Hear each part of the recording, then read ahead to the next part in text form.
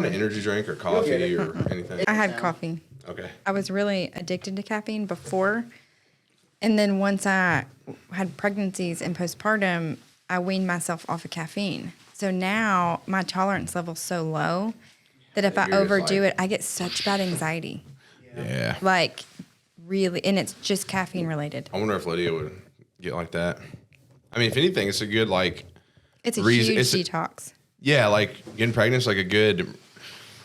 I don't know. It's like you have to stop doing this stuff. So it's nice if you can stick with like just avoiding it all, like you detox and just like not go back to caffeine or whatever. That's kind of a good deal. Yeah. Yeah. You like, because I wasn't like, I'm not going to drink caffeine. Caffeine's bad. I don't think caffeine's bad. So I tried to go back to caffeine and I was having these horrible anxiety episodes at work. I'm like, I don't have separation anxiety for my kid. Like, what's wrong with me? And then it hit me like, oh, I'm having this after I have my caffeine. Yeah. And then same thing with alcohol. I never planned to quit drinking. I didn't have an alcohol problem.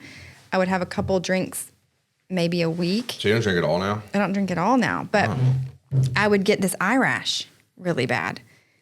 And for months, my eyes were swollen and I had this rash. And I'm like, well, what is it? I tried all these holistic things to cut out food. I went to a dermatologist. Nothing was working. And then for whatever reason, I felt inspired. Like, I'm going to quit drinking until we go on our summer vacation. So within 7 days of no drinking, my eye rash was gone. I had lost 12 pounds. Like, that's how my body was holding the water weight. I mean, alcohol is pretty... It's so toxic, but we build up a tolerance because I don't know about you. I started drinking when I was 14. So, I started drinking very early. You know what I mean? It's like, it's something cool, and then you get the tolerance. Yeah. Because you probably felt like crap at 14, but you didn't care. I will say I've switched it, though. I don't drink beer anymore. Good. And I rarely drink hard liquor. If I do, it'll be like someone gives me a shot. But I just drink like red wines. Yeah. I mean, it's still alcohol, but I feel a lot better drinking that as opposed to the other shit. So I guess it's, but I don't drink often either. It's like I have a couple glasses Friday night with dinner, I mean, if I'm partying with the guys like out in the woods, I'll probably drink a little bit more, but that's like our thing anyways. But other than that, I don't like drinking as much as I used to. I'm just kind of over it. I think an internal awareness comes. For me, it was through pregnancy. You know what I mean? Because you start to focus on your body different when you have something growing inside of you. So just the awareness of my body changed. Lydia's learning all that right now. That's so exciting. Yeah, she is. So excited for you guys. I'm gonna be a girl dad. Like, I can't wait. All right, everybody, what's up? This is Joe Adams, and welcome to the Relentless Pursuit podcast. As always, we have my wonderful co-host and editor and all the things. Producer Logan Hyder with Cinema 83. Welcome. And we have an amazing guest here today. She goes by Rachel. I fuck up so bad. We have. I always screw things up right at the intro. The intros are because it's not flowy. They're historically. It gets you in left brain. I can't even say, like, half the time I can't even say the words Relentless Pursuit. But so we have Mrs. Rachel Benton here today. Welcome. Thank you for having me. Very exciting. Yes, ma'am. And she, so we had her husband on just last week. Yeah, her husband, Brian. Well, last week. What's up, Brian? Life. Good to see you, buddy. In real life. Real life, yeah. So we recorded with Brian. I don't even know where. Yeah. Anyways, we recorded with Brian a week ago.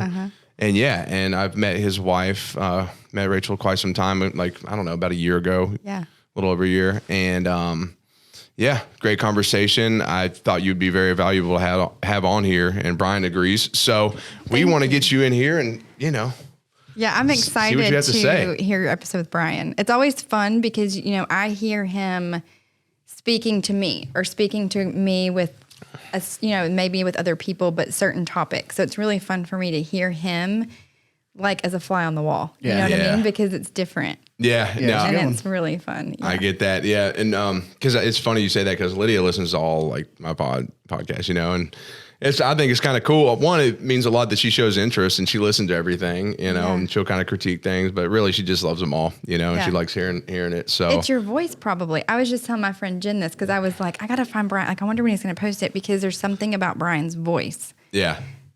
It does something to me. You know what I mean? It's like this calming. Whoa. Well, Brian's got that sexy Of voice. course.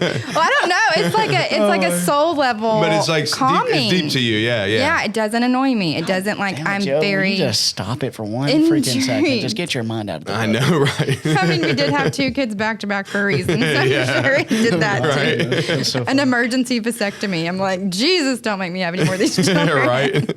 No, but Brian was an awesome guest. And, you know, what's really cool about Brian is, you know, the first time I met him was business. But then we just started y'all talking. Y'all known each other for a while. How did you meet? You were training him for a while. We got through the whole really episode before, and it was still unclear. It was from real estate stuff.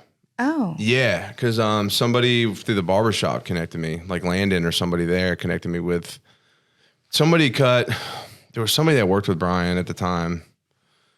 And one of the guys there connected me with this guy who has also worked with Brian. I don't know if the guy's still like working for him or what. I know they both worked at the last business together. And we met at Panera and we were talking business. Back when he worked at the flooring company. Yeah. But he was talking to me about opportunities as far as like the houses and stuff like that. Yeah. And then shortly after that, he's teaching me about like cold calling and all that. But then we just started kind of, he started training with me a little bit and then he came in and then we'd go like get beers at, Jonathan's or somewhere like that. And then we just became friends, like we did one business thing, but really it was just, hey, Brian, hey, let's get together and have some drinks and just talk. And because it was always great conversation. And I realized, I was like, man, this guy and I, like, we think very similarly, like just, it's so much more broad. And I was like, man, Brian's fucking awesome. Yes. I love this guy. So, and I remember when I was going through my shit, I like immediately wanted to talk to him because, I understood a little bit of the dynamic of y'all's relationship. And I was like, I just want advice from him, but anyways, and you knew he had probably been through some shit. You know what I mean? I think it's really good. My birthday was this past week, and on my birthday this past week. Happy birthday. Thank you. Happy birthday. I had have you ever had a soul crisis on your birthday? Maybe I had. It might be a woman thing. I don't know. I did it when I was 25, and here I am over a decade later, and it was like. So 35. Well, I'm 34. 34. I'm right behind you. I'll have to be 33 in April. I think I round up because Brian's 44. So I'm like, I have to be mature enough to, I don't know. It's funny. I'm always the youngest. But yeah, so I'm 34, just turned 34. And I did it at 25 where I just had this freak out of my life. And back then, I was just unhappy. You know what I mean? I had, gone through all the schooling, thought that was what I had to do to be successful, got my master's degree, worked my way up in this corporate company, got to the role, made the salary, making over 6 figures at 25 and was just unhappy, So anyway, that year was how do I redefine success? Because the success that the world has told me is not true to me. It's sad because so many people define success that way. And for so many people, they wake up at 50 because they don't get through their checklist until 50. And I felt really blessed to have gotten through my checklist at 25. Yep. That's a great point. That's a really good point. That's really cool. It was so hard. Because I was about to say a lot, people do that, but people also, I feel do a lot of times get to the point that you were at. It's just when. Yeah. So what? Right. Everyone. Not everyone. Maybe not everyone. Maybe not. Yeah. Because maybe it is for some people, and I do envy those people. This past week on my birthday, I was like, why can't I just be basic? Right. I would just enjoy to go to work from 9 to 5, content. Mm-hmm. Because there is something to that. And we need people like that to make this go round, 100%. Right? We need people that can just be content and be so happy. You got to have those people that push forward like crazy. But there's definitely something to that. And I think that a lot of that comes from gratitude of and again, I also get the pushing forward side too, because obviously I'm not in a traditional role either. Right. But to your point, I think there is something beautiful about that. Whenever you can just be like, you know what, I did my thing and I'm good. Yeah. Well, did I tell you about I don't know how that feels, but okay. I know, and we can learn a lot from those people. Yeah, I think so. I appreciate it too, because I sometimes was like, fuck, why'd I gotta be so complicated or whatever, So remember, did I tell you about the old farmer Royce? I don't think so. There's this old guy I used to buy eggs from in Lebanon on the corner of the road, and he was just he just didn't have much. He sold eggs to me on the side of the road, and I talked to him for 40 minutes every once in a while. And just listening to his stories, his life was so simple, and he was just very happy. And he just had the simplest life. I remember driving away, and I'm like, man, I called my buddy Sean, and I was like, dude, I was just talking to this guy, and it'd be nice to have just a simple life and just be happy like that. You don't need much. And he's like, but Joe, that's not you. He said, that's not what that's not what you're meant to be. And he said, because at the end of the day, like even if you tried to do that, you'd be miserable. Right. He said, that's not you. And I was like, Right. you're fucking right. And so I just struck forward and like, life's chaos, but it's super interesting to think the people that probably passed that guy and they're like, oh man, look at this guy selling eggs on the side of the road. yeah. Like, Judging But he's him happy as hell. because at the end of it, it's like, what brings you joy? Yeah. And, we might talk about this a little bit, but one of the first meetings we had, we talked about human design. We're going to talk about that. And human design is this beautiful system. It, weaves astrology and the I Ching and your chakra system, but it's always talking about like, how are you energetically designed to be? Mm-hmm. And when I learned that system about 5 years ago, it was like my first awakening. So I learned that system after my 25-year-old crisis, you know what I mean? But it's like, oh, we're all really wired for our own unique destiny and our own unique path. And this comparison game that we do in our human ego really doesn't serve us because we're all here to play a different role. And from the topic of like people that can be content and then the other ones that are kind of the trailblazers and it's never enough. There's a thing in your charts on your chakra system, normally, there's this ego center in human design. Yeah. And the ego center is really the heart center. And only 30% of people have this ego center defined. But these people are here in their lifetime to really prove something. And then there's people that don't have it defined. And that's a whole other topic because, in our undefined centers, we can magnify energy. So they kind of falsely feel even more pressure to perform than the people that actually have it defined.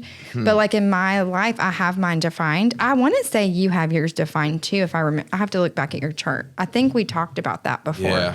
I want to do it again because I found it so interesting. And I remember taking a lot from it just to like, based on the situation I was going through too. Yes. I remember you asked me like, what did you take? And I remember we all had these traits that are part of who we are. Just something as simple like needing quiet time or needing to go after everything and try everything out. Cause you talked about Brian and how he's like that. But that was a huge trait of mine. Like, I need to try it all. There's a lot of things I probably won't stick with, but that's okay. At least I gave it a shot. But there's a lot of things that I also will like continue to do. And it's part of your process. Yes. But then, in the situation I was in, with my ex, it was just like, why do you got to do this? Why you got to, wait. And I'm like, but inside I was like, that's not me. Like I have to fucking try everything.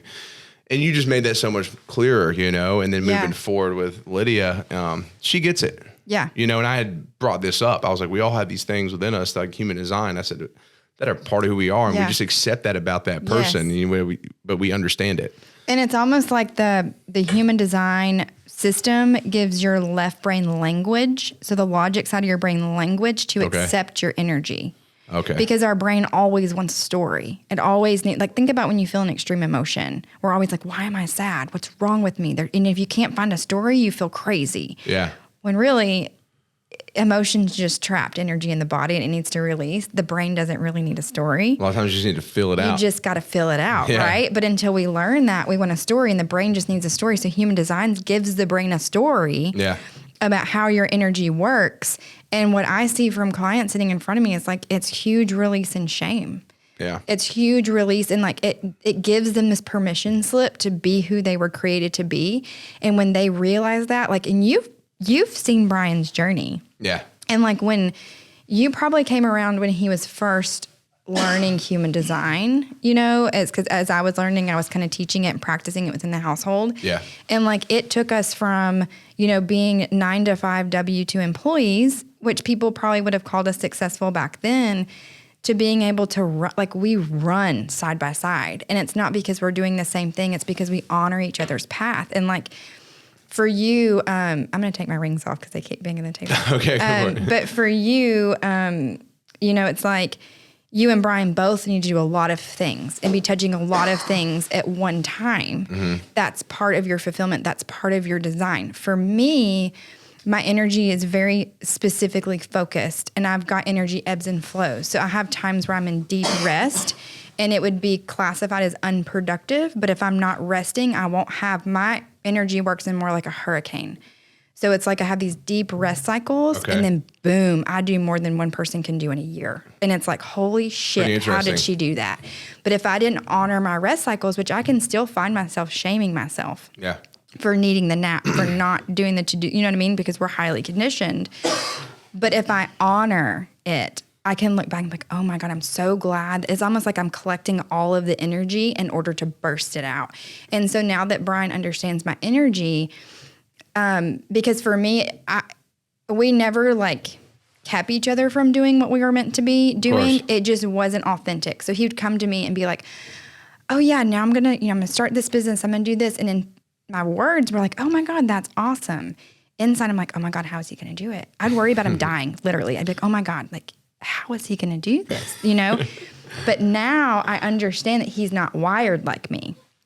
He's born to do it. So now I'm like, oh my God, he opened an antique shop yesterday, literally. Yeah. Hub Records and antiques. I'm trying to stop by today. Yeah.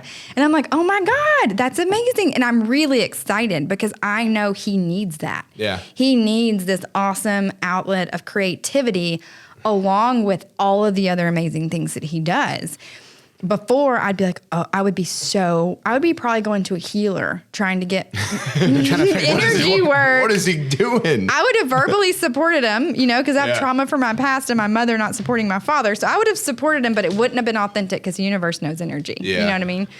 And then for him, he would say, go take a nap. But, he's probably thinking like, why do you need yeah. And he'll say that, like he would judge me just like I would judge him. But now he's like, Rachel, go take a nap. Yeah.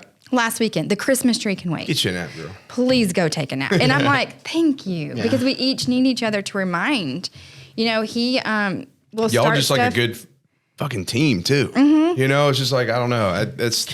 Just real quick, I'm gonna just play the role of the person who has no idea what you're talking about. Yeah, please do, because we really let's bring it back. Let's just bring it back a little bit. We're gonna talk about your background and your story. Yeah. How you got into all of this? Where this came? What is it you're talking about? This kind of thing. That's usually what I do. Yeah, because typically it's like. We just charged straight into it. Hey, which it happens. Cool, which is fun. And I think that, for me, I'm still fascinated just listening to you. But it's there's organic. a certain point where I'm like, wait. Who are you? What do you do? And so how did you, and that's what we're here for. So tell us a little bit about, give us your backstory. Like, where are you from? Okay. Rachel, we're going to go back to that because human design is extremely fascinating. Yeah, something I've mentioned to people a lot of times recently. Yeah. And I'm like, look into it. But I'm like, man, I thought about it. I was like, I need Rachel on here to educate people on this because I think it's just such a huge thing that so many people could benefit from. So it's cool that this is going to be a message out there that people can refer to. So, but what led you there? Yeah. Who are you, Rachel Benton? It's been a journey. Okay, let's see. I'm from Gallatin, Tennessee, so not too far from here. We're in Murfreesboro for people listening. It's all over the place. Yeah. So I'm not too far away from where I started. I was always studious, I guess would be the word, analytical, always like goal oriented, like even as a child.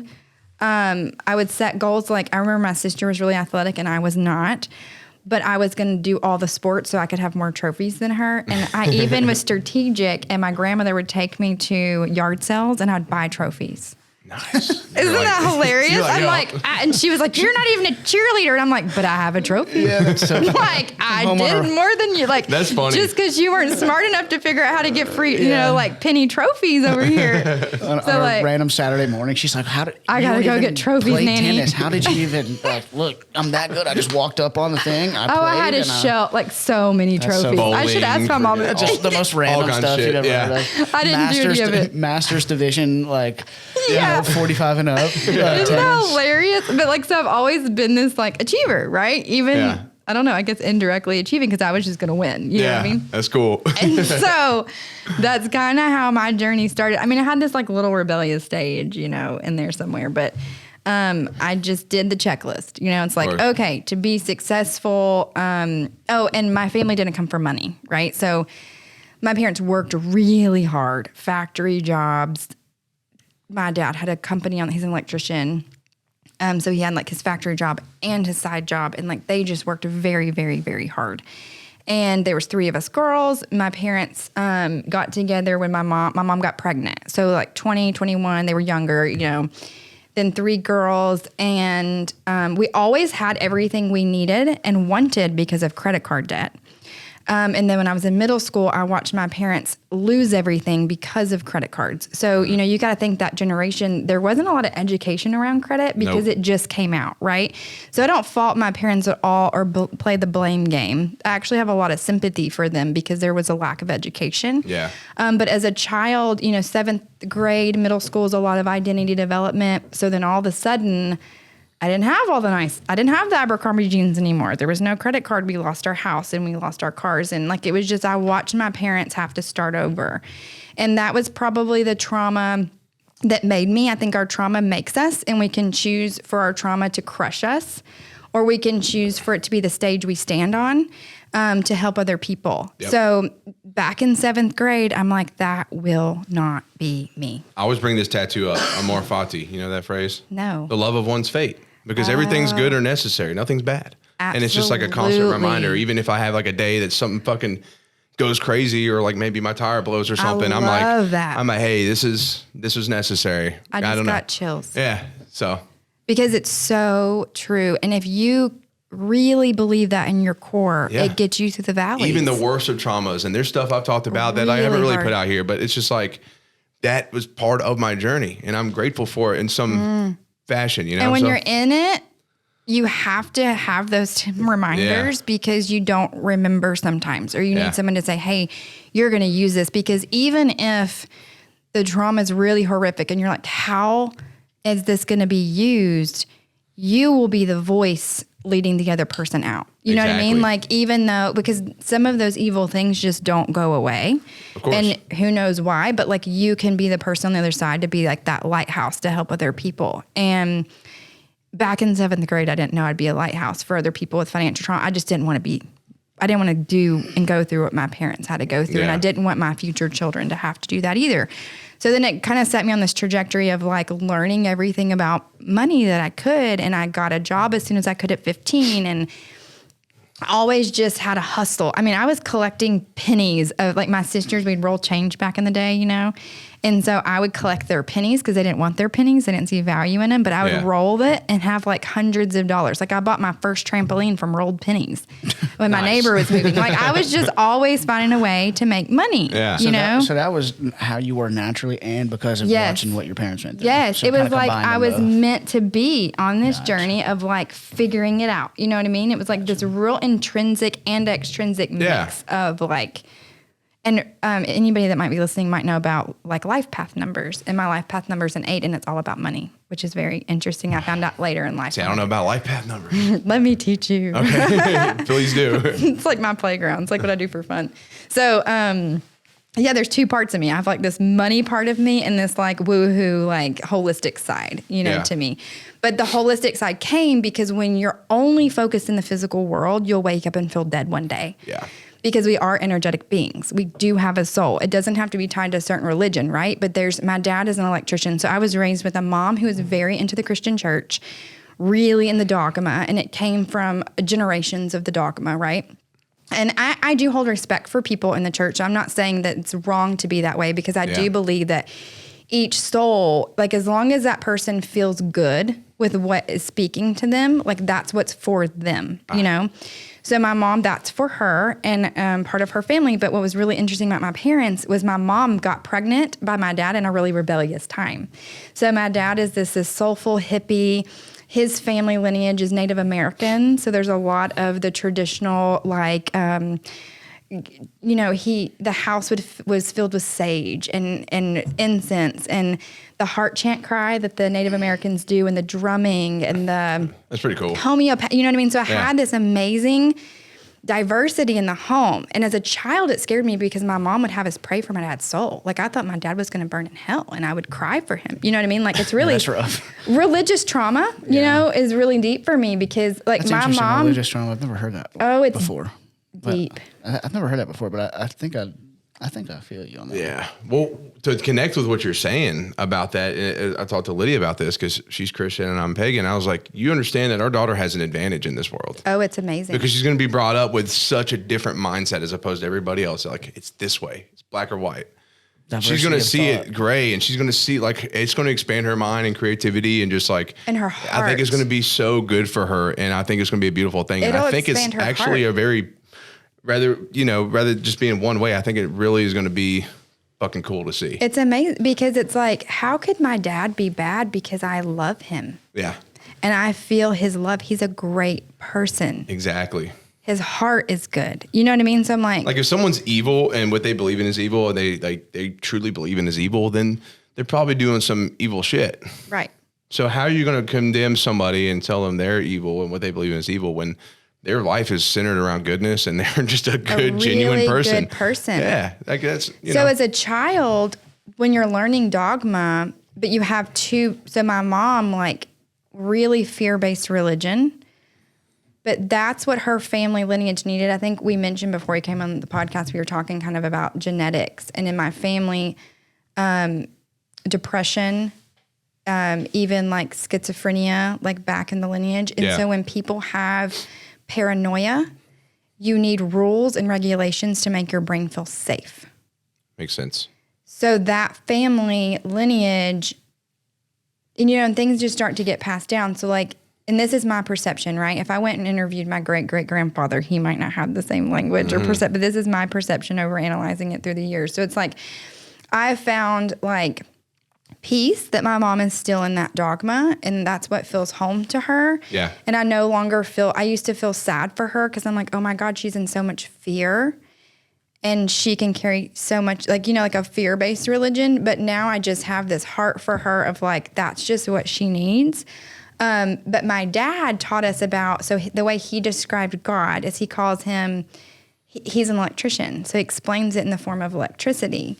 And he calls it amp, almighty power. So like an electrical amp. And he's like, how do you think that they tell if you're alive or not? You have an EKG. It's measuring the electric field in your body. Like you are energy. That's interesting. So from someone that was like not Christian, my dad never said like God's not real, don't believe your mom. You know what I mean? He was supportive, but he never was like, you have to go to church or you're going to burn in hell. You know what I mean? He was not like that. So it was just a very interesting way to grow up. But like, so even from someone that's not highly dogmatic, to hear him speak of the soul and him to speak of the energy that's in our body, like that's just part of who we are. So when you're really focused on this physical world, like I was until I was like 25, you wake up and you feel super empty. And you're like, oh, great. I have the paycheck. I've got the house. I've got the cars. I've got the titles. As always, this episode is brought to you by Relentless Pursuit. Check us out at relentlesspursuitlifestyle.com, on Instagram at relentless_pursuit. And for all the headquarters stuff, relentless_HQ. Relentless Pursuit _HQ. That's it. Yes. There's a lot of things to remember. And most of all, please go check out the podcast on all platforms. Please, the Relentless Pursuit podcast, go like, share, review, and subscribe. Help us get this out there. And we appreciate all of the support. And check out Cinema 83 as well for all your videography and production needs. And I'll pass it on to Miss Rachel. Thank you for tuning in today. Because you're tuning in today, you can use the promo code FLOAT, FLOAT 10, FLOAT 10 to get $10 off of flotation therapy at Float Nashville. And you can figure out all you need to know about flotation therapy at floatnashville.com. And you can follow us on Instagram at Float Nashville. And again, your promo code is FLOAT, FLOAT 10. Nice. Logan's going to give me shit because he's been asking me to get on people about the promo code thing for a while now. Damn. And you just did it.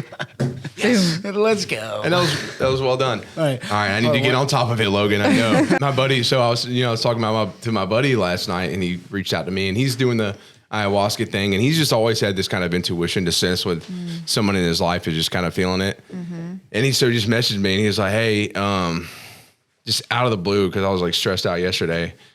He said, I'm sending good vibes your way. And I'm like, dude, how'd you know I needed that? He's like, man, I just care about you. And I, hate to see you so stressed out. He said, I always remember you telling me, hey, just have faith. And he's like, that stuck. And I was like, dude, that's something I remind myself every day. Like, just have faith in it. Believe it, Joe. And and it's another reason you talk about that fear and just like that leap, right? And that's the thing. Like I started this and I was just like, I love the quote, burn the ships, burn the boats. And that's what I did. You have to do that in order to truly move forward. Is like, and does that you can't have anything to go like, backwards to. Yeah.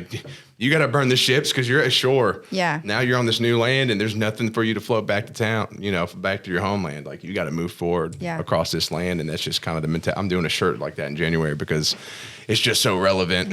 And I think, it's definitely transferable to a lot of people because that's the thing is fear and like the unwillingness to like. You have to let fear become your suffer. comfort. Yeah. Because the brain needs again, like we talked about, the brain needs a story, but the brain uses fear to keep you safe because the unknown means threat and death. Yeah. And so our brain is just wired to keep us alive because that's all it is. Like it's just a computer, you know what I mean? And so when we have a fear trigger, it's our chance to, instead of just leaning into the fear, get curious with the fear and question the mind. Yep. Why am I afraid? What is it? And it's like, oh, it's irrational. It's telling me a fake story because it wants to keep me safe so I'm alive. But I'm going to override my brain because I know where we're going because I'm controlling this. So, hey, brain, don't worry, we're safe. Hell yeah. We're going to do this. You know what I mean? And then you have to, just like you train your body in here, right? You got to train your brain. It's a muscle. Of course. You're building those new neural pathways. And it's like the more you learn to overcome fear, all of a sudden fear comes up and the curiosity kicks in. Yes. And then like all of a sudden fear is your playground and you're like, oh my God, let's bring it. I'm expanding. Just like when your muscles are trembling, you're like, hell yeah. You know what I mean? We're getting somewhere. Same thing with the mind. You almost like crave the risks, like you crave things or you get a high off like going after things that are going to push you to other limits. I don't know. As opposed to people that are like, fuck that, that's dangerous. I don't understand why you do that. That's crazy. It's just like, use the bare knuckle boxing thing. Yeah, it is a little crazy. I get it. Like there's all these things that could happen. But once you've trained for it. And once you actually do it and like, it's easy to sit down on the sidelines and be like, that's this. But like, until you actually have the experience, maybe, I know it's not for everybody. It's a totally different story. You realize how alive you actually feel and it's hard to translate to people. But it's just that. And same thing. So all these crazy things and people are like, why do you do so much? Well, it's like once you've trained your brain, it's not so much. Yeah, exactly. You're thriving. Yes. It's not. I thrive. I said this recently. I thrive in the chaos. Like when the chaos is where I do my best. So I'll ask you. So my sister's a therapist. Okay. And I didn't tell you about her childhood, but we kind of were raised in chaos. And so she always says when a brain is raised in chaos, chaos is home. So for the three of us girls, I've got one sister who maybe has more chaos in her friendships, one sister who has chaos in her personal, like maybe her relationships, like marriages, like intimate relationships. Yeah. Then for me, I've always had chaos in my jobs. Okay. But it's like the chaos, and she called this out to me one day because it was, I was called her for therapy, and I'm like losing it on my job. And she's like, Rachel, you're creating it. There's actually no drama at work. Like you're creating it because your brain needs it to feel safe. So you're stirring it up. Yeah. And I was like, oh. To make yourself feel better, maybe. To make my brain feel like it was at home. Okay. To make it feel like it's always felt. So when your brain's been raised in chaos, chaos is safe. Chaos is home. It's like self-sabotage, right? But you don't feel like you're sabotaging because it feels safe. So, you see these people and they're always in shitty relationships and you're like, what are you doing? Why would you? And that you're like, you can call it before it even goes down.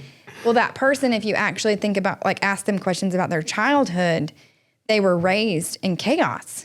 So they're magnetizing chaos. And until you wake up to it, you will just keep recreating it and recreating it and recreating it. So then once you wake up to it, there's still healthy chaos, right? Because it's pressure and tension, but it only becomes healthy when you're aware of it. And I think that's that's where I'm at, is like this awareness of you're creating healthy chaos. Yes, it's pressure and tension, like, because pressure is how you grow. That's why, like, the people in my life, the friends I have now, I've cut a lot of friends out over the years, but now it's like the friendships I have is like we're constantly applying pressure. It's like, hey, have y'all trained today? Hey, maybe we'll all be reading the same book. Like, hey, let's talk about this. But you got this pressure to always grow. But if you surround yourself with people like that apply that pressure, then you're just going to reach new heights, So, yeah. And then that becomes home. Yeah, it's like a different chaos. Huge difference, yeah. Huge So where we were at before the break was when you were about 25. So she was saying, she was feeling empty in the physical world, and you were talking about you hit that roadblock because I guess the physical world and making the money just made you feel empty. And I was going to bring up too on top of that was even all the physical things, whether it's, career, like you got the money, right? Like people that tends to be their focus. And then you're just like, but I haven't focused on this. Or maybe they're an Olympic athlete. I've talked about this before. Like their whole life's been focused on this one thing, but they haven't focused on anything in here. It's like getting hooked on partying. Like I hit that wave a little bit, where I was going out every night, acting a damn fool with the wrong people. But like you get stuck into this like black hole. That's this physical degeneracy. But I've been in that situation to where like, holy shit, man, I feel empty. Like none of this is all meaningless around me. Like what the fuck am I doing with my life?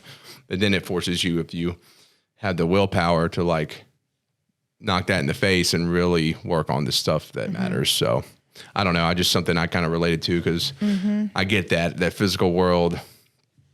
There's a point you have to turn inward. Can be exhausting. Like, it's like, what's the point of like any of this, because really this is, I tell, you talked about the soul and I, talked about spirituality and stuff like that. Like that is my most important part of my life because that's the only thing that's eternal, after this physical life. Like it's all, this is eventually going to burn down. As grim as that sounds, it's not, because there's another journey next. So there's like really no such, there's just life after death to me. But, so that's why the biggest focus is here, but in return, like that plays into the rest of my life, in such a positive way. Does that make sense? Purpose. And then the purpose gives you purpose. Energy. Exactly. Yeah. Anyway, and so for me, I mean, back at 25, and now look, I'm like, of course, 25, you don't really expect, I don't expect a 25-year-old to have it figured out, but I put a lot of pressure on myself, And so for me, it was like, I had a lot of pressure and a lot of stress and a lot of anxiety because I was in a high-performing position and I was I was a general manager at a Verizon store, and across the street from my store, there was a hot yoga studio. And I was like, one of my reps was like, you got to go. And I was like, yeah, I would like to try that. Like, that seems interesting. So I went one day. And it was miserable. It was like, I've done it before. It's well, when you work out with people and like the stories they tell themselves, like my brain was cussing me out. I'm like, why am I in here? What am I doing? But then we laid in Shavasana at the end where you just lay on your mat and you're just like, I survived. I thought, oh my God, I didn't think about numbers. I didn't think about my boss. He didn't call me. You know what I mean? It was like, you're just focused on.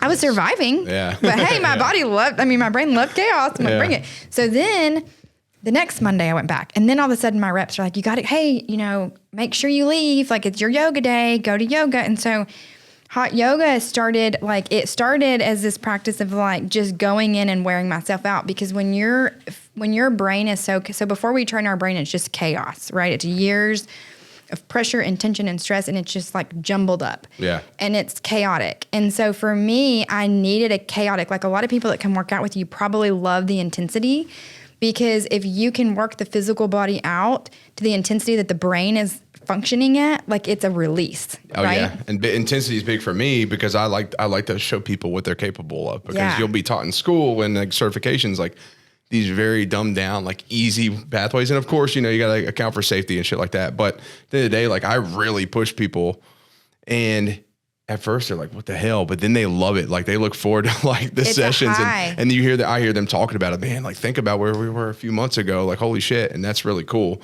So, because we're all so much more capable. Yeah. So for me, like the heat, like because like yoga, I mean, the poses, when you hold certain poses, like it is building strength.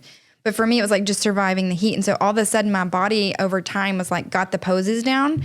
So then after you get poses down, you work on breath. And so it started bringing awareness to where I wasn't breathing.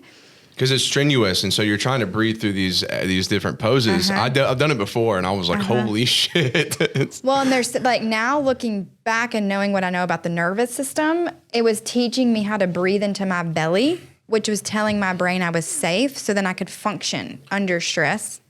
So this was like this tool that I was learning. I didn't know why I was learning it. You know what I mean? Because I just thought I was going to yoga. So good. Yes, I love. Wim Hof? Yes. You like Wim Hof stuff? Yes. Yeah. So that's something that really got me interested in all the ice bathing and the breathing. Like, holy shit. Yes. The stuff it can do for your body is insane. Yes. And it's simple. You don't need a doctor. Yes. So anyways, I get excited about this. When you make sure your wife is doing that stuff, because the same piece of your brain, like when you're in the ice bath, the same part of your brain you go to endure. And like, you know, when you're in the ice bath, there's a place of peace. Yeah. Once you can get past that, like that initial, There's it's almost peace. like you go numb. Yeah. That's how childbirth was. So I had both of my children natural. And there's this intensity, but when you Savage. when Sorry, you go can find Brian's still traumatized. But like when you can It's like, oh God. because you escape out of your body because you get natural hallucinogenics and stuff and your pineal gland's activated. And so it like takes you out of your Whoa. body. It's a very, That's cool. Like I had an extremely spiritual experience, especially as Just writing that down. He's like, where can I get some of that? I'm telling you, we could have a whole podcast on natural talk because like I was disappointed with Finley's birth, but she was my second and she came so quickly and it was so easy. I didn't get the Damn it. peak. I was like, dang. You weren't tough enough, but okay. I was at like 10 centimeters all natural, like brushing my teeth. And the nurse is like, what are you doing? I'm like, it was like effortless with her. And there was Interesting. Like, there was 15 minutes of hell. Don't get me wrong. Yeah, yeah. But like for Spencer, it was 18 hours of Oh, shit. intensity. So Fucking it was hell. like, I was literally She's like, it was visit- 15 minutes, but, compared to 15 Brian's hours. just over there like, holy crap, man. Like, You what should am I have a doing? podcast with him to talk about it because I would love to hear it. I don't think I'm going to get you both on here soon. That'd be fun. I think it'd be a great To talk podcast, about- honestly, yeah. because the conversation flows so naturally with you guys. Like, it's great. So yeah, we're going to do that. I don't even know how we got in childbirth. But anyway, okay, back to yoga. So I learned poses, then I learned breath work. So then you learn to breathe. So you take that breath back into real world, right? So when I was on that conference call, I'm remembering to belly breathe because now I'm so aware of my breath. All day I'm breathing. You Yeah. know what I mean? That's huge for regulating the nervous system. And then after you learn breath, because it becomes mindless, right? So once I've learned form, I've learned breath, then I was learning, I was tuning into my thoughts. And some people might think of law of attraction, things like that, but like your thoughts are everything. You know what I mean? They impact, like if I'm thinking a negative thought, it's creating the negative emotion in my body, right? So we have a lot of control once we can tap into that. So my journey on holistic healing was by accident because there was a yoga studio across the street and I had a rep, 25 sales reps encouraging me because they saw how different I was when I would go. So I had these people pushing me. It was just They're like, please. They were like, Rachel, you have to go. No more email. Like they were like pushing me out the door, and it was so helpful, and it changed my life. And so when I started that practice, within 6 months, I was not smoking cigarettes. Like Nice. for people that know me, they're like, "You smoke cigarettes?" And I was like, "Yeah, for like a decade." I haven't smoked it. I couldn't imagine you being a heavy cigarette And smoker. people didn't know. Like I was kind of a closet cigarette smoker because when I was in high school, my uncle died of lung cancer.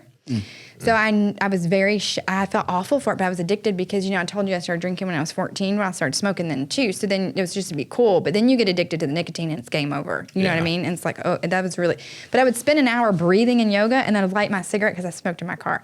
I would light the cigarette up on the way home. Like, what the hell am I doing? Like I smoked for a while too. Like when I started in high school. And then even, when I was in the military, I'd smoke before my PT test and, I'd run, I'd kill it. And I'd be like, oh yeah, this helps me. Like cigarettes are good for me, does I'd smoke a cigarette right after my PT test. It does dilate your veins, doesn't it? So, he would probably help you in the short term. It feels great. And you know what I realized though, this aha moment is people that smoke breathe deep. Because they're like breathing in the cigarette. You know what I mean? Smoking is, so it's like a double hit of like oxygen to the brain, which tells your brain you're safe, and nicotine. Oh, you're saying so it's super comforting. It calms your nervous system on top of the nicotine. okay. So it's like, so anyway, I quit smoking and all the things. So anyway, yoga was kind of my gateway into my soul because I started to remember who I was. And then I started to realize like, oh, I'm not happy. So that job I worked so hard for, I quit.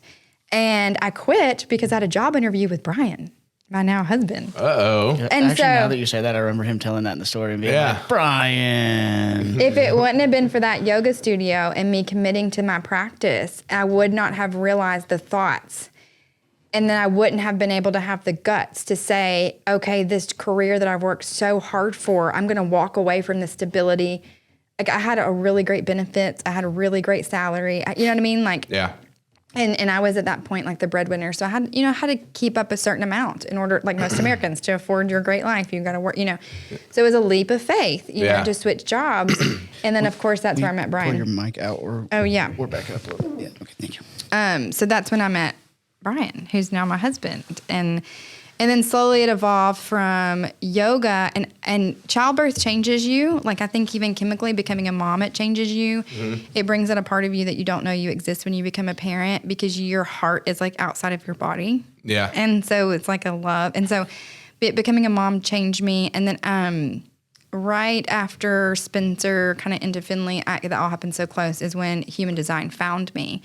And the human design practice, I'm analytical and kind of a logic mind. So the human design system, again, it's that system with I Ching, astrology, chakra, really has quantum physics in it. That gave my human brain language to understand my energy body. And for me, it freed me and it explained a lot. And I just dove in. It was like, we all, I think, have those things we hear and we're like, oh, that. It lights you up. Like, I was lit up to learn all that I could. I binge learned it. I started practicing it. And here I am 5 years later. You can tell what really gives people life, especially when they're doing what they want to do. And I'm curious, though, because it got me thinking about this conversation I had with my buddy that's actually, on the ayahuasca trip right now. And, he loves reading into all these things and really understanding it. And I've got some friends like that.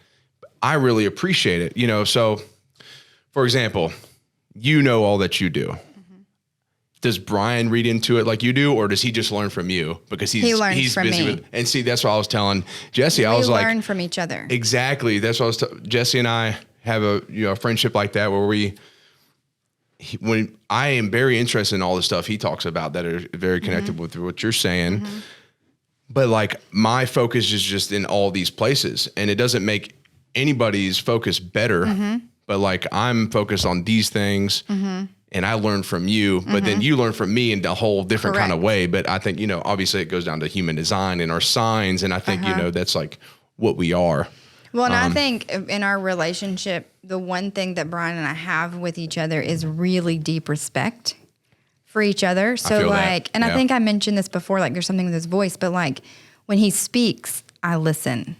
Yeah. And I listen with the intent to absorb, not the intent to question or to, like sometimes we can listen to people with like trying to negate what they say, or like through a lens of questioning. Like you're like, okay, I'm not going to believe you until you prove to me you're right. You know what I mean?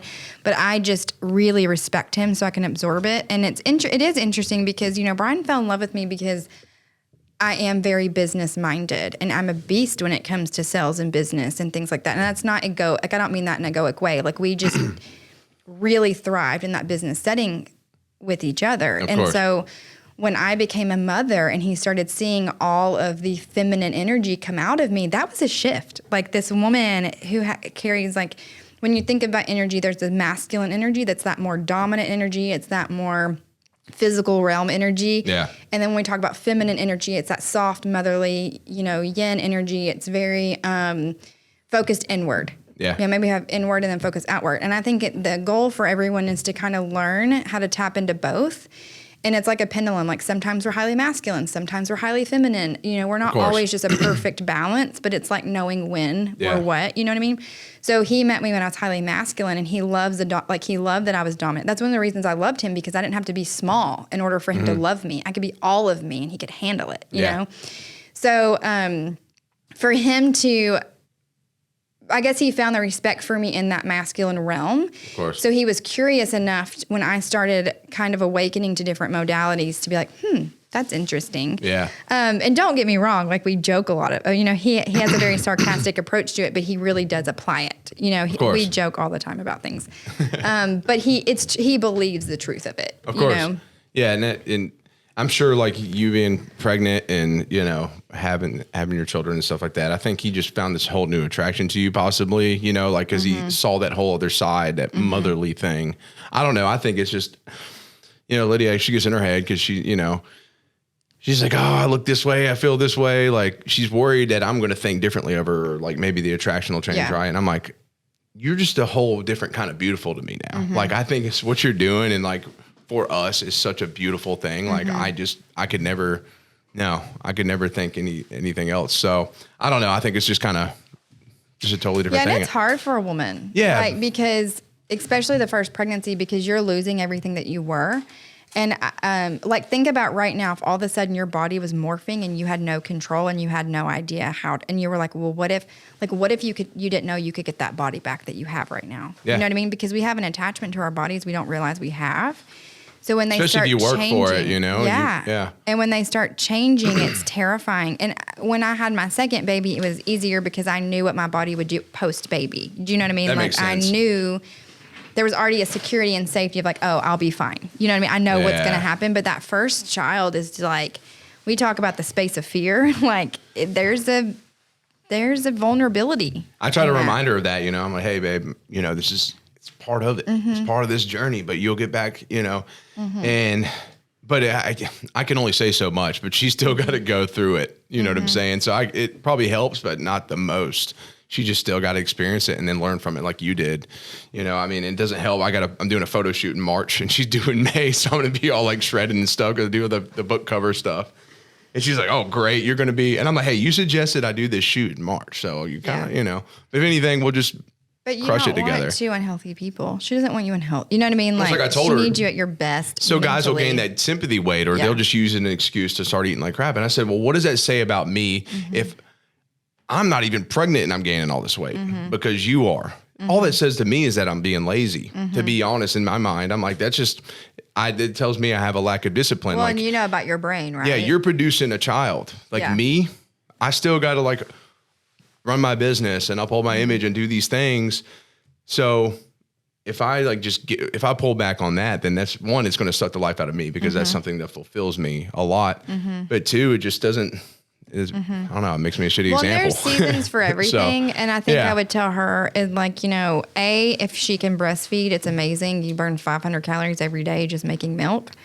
But you have to eat fatty food. So don't go on a diet. Like you can't, like you've got to, the biggest success, I think, becoming a mother is like really listening to the body. Because if the body is like, I need red meat, I need a fatty food, it's because your milk supply needs fat. You know what I mean? Like you can't take the conditioning.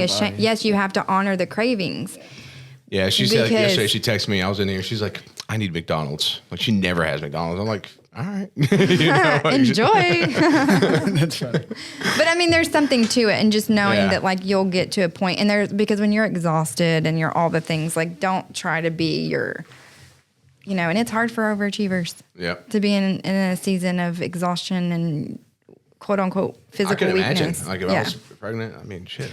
But it makes you know what I mean? And when you come out, like, so I'm just now getting back to me, you know, after I weaned Finley. So it's probably like 4 years of like not me. Yeah. And then I finally got me back. And it's like the best version of me because now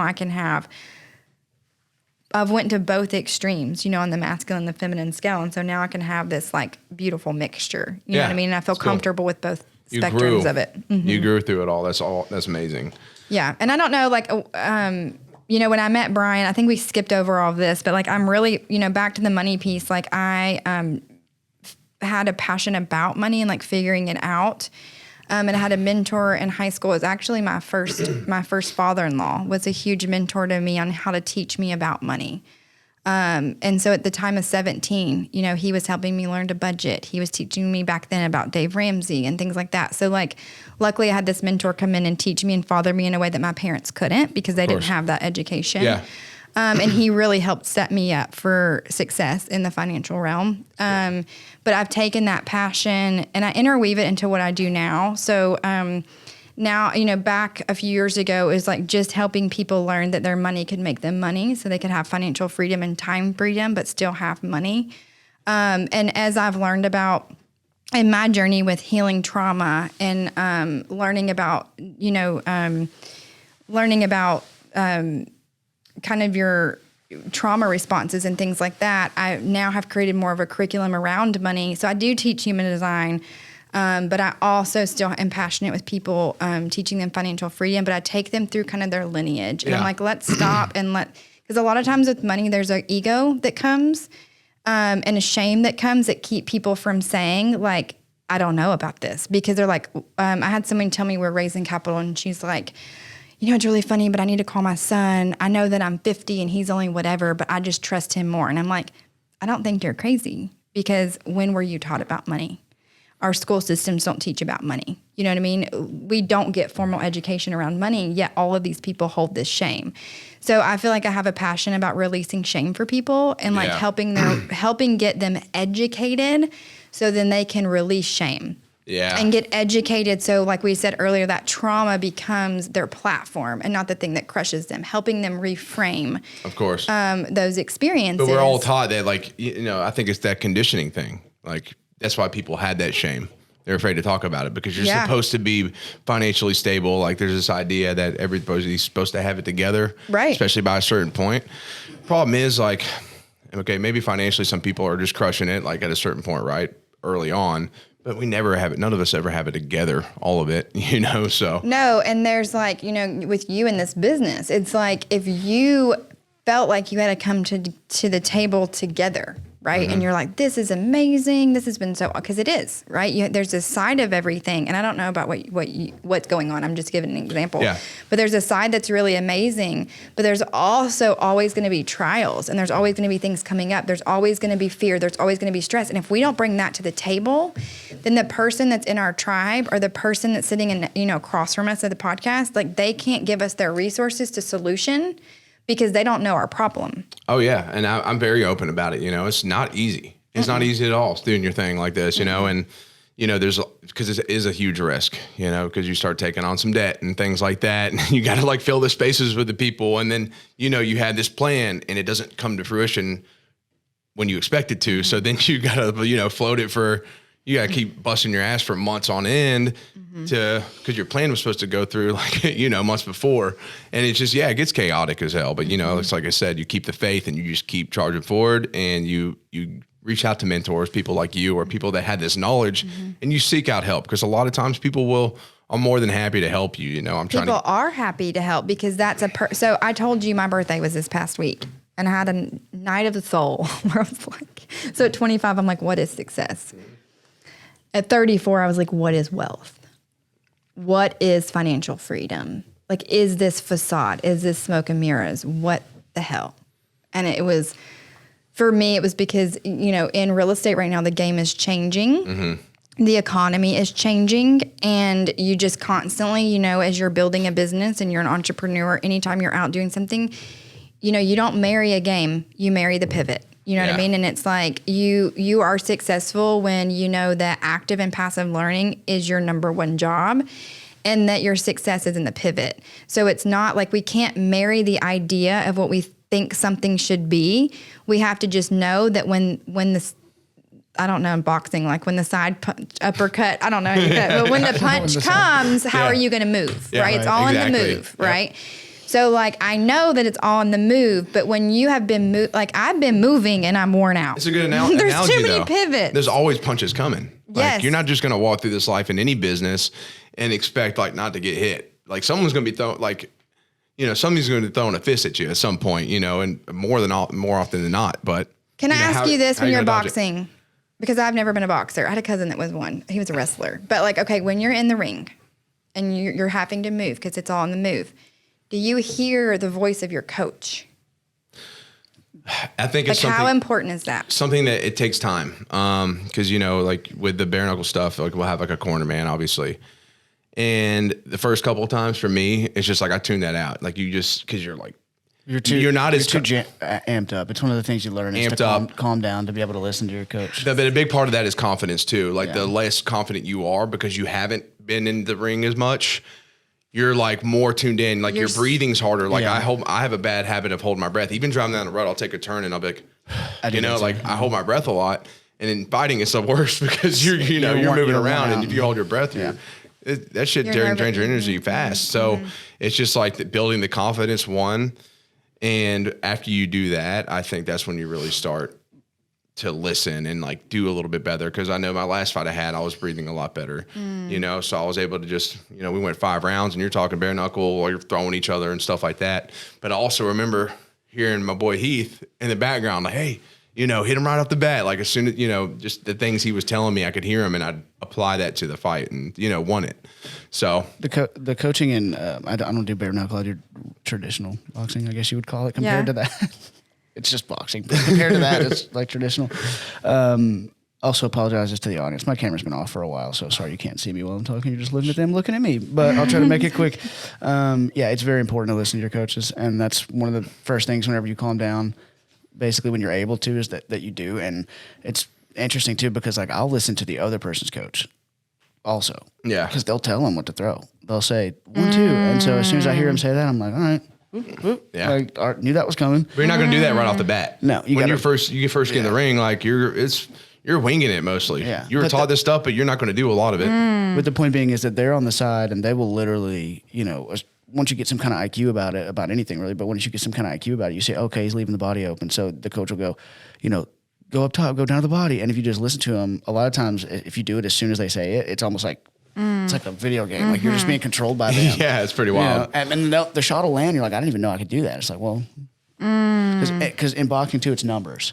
So the first, it goes 1, 2, it goes 1 through 6. Some people go 1 through 12 on punches. So a jab is a 1, a cross is a 2, a hook, a left hook is a 3. So they'll just say, 1, 1, 2, 1, 3, 4. Right. And then if you just listen to it, comes in one ear, into your body, you do it. Y'all, I'm getting this whole wave of analogy. That's the answer to your question. It's applicable. It's applicable to life in so many ways, though. Yeah, I'm going to tell you something. My last thing on that was that the one great analogy from boxing that I love is that like whenever you're backed into a corner, like really the only thing you can do is move forward.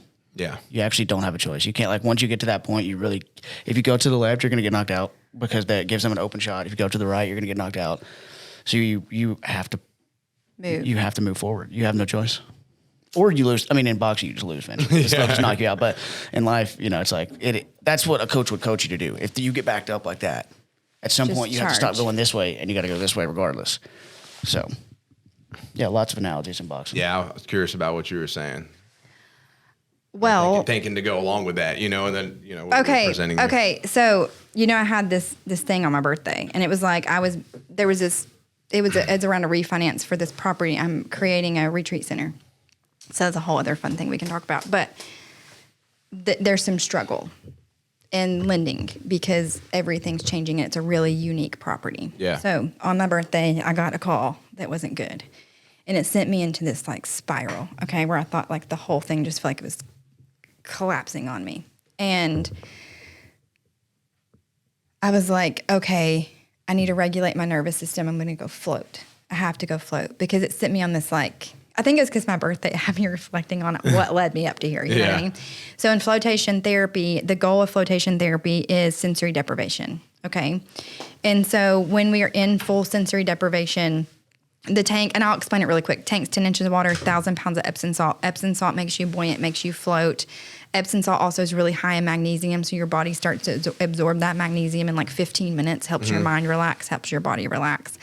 There's no light, no sound. Only sound is the rhythm of your body, your heart, your breath, right? Okay. Natural rhythm. So what's happening is when your brain is not processing all the sensory information, it's able to relax in ways it can't outside the tank. So your automatic nervous system starts to relax. So most of the time when we're under stressful situations, like when you're boxing and you're holding your breath, your body's in survival. That's how it's performing, right? Yeah. It's fight, flight, fawn, freeze. Like it's surviving, okay?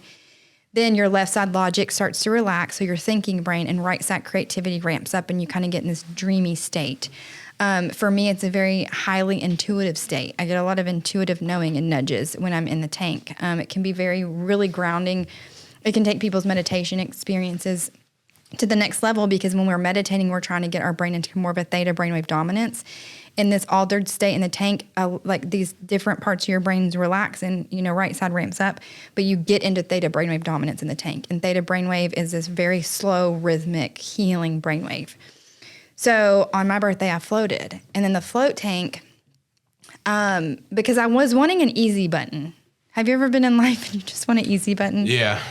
And so I was like a lotto, or winning the lotto. Or something. You're like, God, I would have loved to win that $900 billion. Yeah, and you think that's an easy button, yeah, right? That's going to take care of all the problems, right? Or sometimes that's why people drink, right? Yeah. They're like, the alcohol is the easy button. I'm going to take my Delta 8, it's the easy button. I'm going to go shopping, I'm going to scroll and so like we choose all these easy buttons. And so my life crisis was, is there an easy button? Like, is there really an easier route? Because I'm over here in this world of, again, I've hit this goal. There's financial freedom. there's all the things I thought would bring the ticket. You know what I mean? But I'm still searching for an easy button. So what came to me in the tank was there's no path. Like you got to choose your hard. So there's no life path that's going to create this easy, blissful route. Because like you said before, like this is kind of like our soul school. You know what I mean? We're in the school of being a human. You know what I mean? So we're not going to learn anything if we're not expanding. And expansion is painful. So no matter what route we choose, we're going to have situations and painful things. Suffering is our prayer. Yes. So then I started getting visions of the tribe. So I think I've met like pagan tradition, I told you that my lineage comes from like Native Americans, very tribal. So I've had this longing of this tribe. But what came to me in the tank is like, you're craving a tribe, like you think you have to live together, eat together, own the land together, do all these things together. Yeah. But there's tribes of people that have come through your lifetime. Yeah. There are tribes of people through the decades. You have your tribe. And in our human experience, it's really important to allow, like in the boxing ring, how the voice of the coach, like once you sink in, you're like, okay, I'm in the fight. All of a sudden the awareness of the coach is there and he's guiding you, or the other coach is helping save you. It's like surrendering to, I don't have an easy button. This isn't going away. I'm going to surrender to this, kind of like in childbirth. I'm going to surrender. This baby's coming through me. Yeah. There's a transition of pain, but on the other side of pain is everything I ever wanted. I just have to surrender to the pain. I need to tune into my tribe. Okay. So I have to lean on my tribe, focus on, it was like, instead of focusing on the pain and the things that I can't control, focus on the gratitude of the people supporting and holding you. And we know, like through energy, right? Gratitude is like one of the highest vibrations you can have. So if you can switch from deep fear to gratitude, and when you're in the grateful, yes, and when you're in the pits of hell and you feel like you're in a situation you can't change, yes, gratitude's hard. But if you are like, oh, but my people, there's people here. Let me tell my people. And so, like, again, coming to our people vulnerable, saying, this is what I have going on today. Hey, how's your birthday? I got to be honest and vulnerable and open. Yeah, but it wasn't not the best because it's a horrible day. It was a very pivotal day. I will probably remember that day. You know what I mean? And I'm probably going to continue to be learning from the questions I had on that day. Yeah. You know what I mean? It was probably better than this blissful, exciting birthday because it will probably be super life-changing. You know what I mean? As I start to witness and have this curiosity around. And I think now it's not so much more wealth. I think the tank told me, like, don't quit focusing on the physical world. Focus on your tribe. Yeah. So now I think I'm going to be more curious about the tribe. You know what I mean? That makes sense. And how am I responding to the tribe? How am I informing the tribe? Well, it's like even with the brand, we got this kind of tribe that's like organically grown. Like, I had athletes and over this past year, I lost a few that were just, it ended up because it was more business. I thought we were really good friends, but I lost them and they, long story short, screwed me over. I'm not going to sugarcoat it. And it was very painful though, because I was like, man, I thought this was like my team, my tribe. But then I noticed it forced me to recognize I have all these people that aren't technically athletes that show up to everything we do, reach out and ask what they can do to help. And they just want to be a part of this. And, that's like my tribe. So it forced me to be like, I was like, you know what? It sucks I lost them and that shit hurt.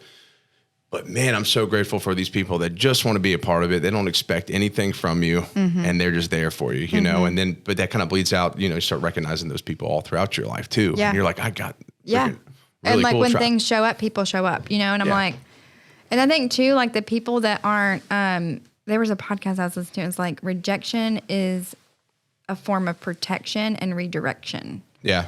And when we feel like we're being rejected, because again, a lot of times when people leave us, or, we talked about self-sabotage, sometimes when you're in a group dynamic or a partnership, or a relationship, there will be sabotage, but it's really the sabotage is happening because of something that's happening within the other person, right? Or if you start to sabotage something, usually it's because there's something in you that doesn't want that it's like a self-projection or something like that. Yeah, and like a lot of times things have to end bad for them to end at all because people can't just walk away peacefully because it doesn't make sense to. Yeah.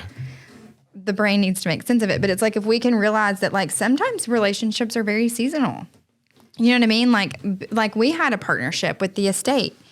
beautiful people. I love them. And we got into this partnership, and then their piece of the partnership wasn't working. So they needed to move out of it. And it was really hard because then that made all of the weight of that retreat come on me. And it's a lot. I mean, I spent months like physically laboring over this property.